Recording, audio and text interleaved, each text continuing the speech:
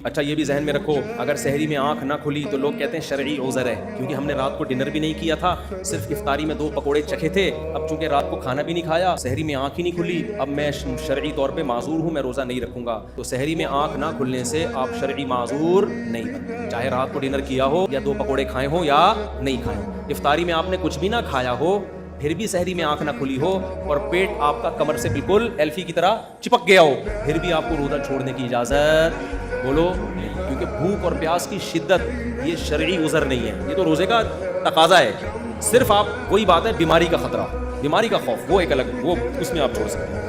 सहरी इफ्तारी का ताल्लुक़ अज़ान से है या वक्त देखकर? भाई अज़ान से नहीं है, वक्त से। अज़ानें आजकल वक्त से पहले भी हो जाती हैं। आप जो सहरी और इफ्तारी के नक्शे हैं वो घर में रखें और उनसे भी एहतियातन 2 मिनट के बाद इफ्तारी करें, क्योंकि यकीन नहीं होता कि सूरज गुरूब हो गया है। नबी ने जल्दी इफ्तारी का हुक्म दिया, लेकिन इसका ये मतलब नहीं है कि अभी यकीन ही नहीं है सूरज गुरूब हुआ भी है कि नहीं हुआ और आप कर लें।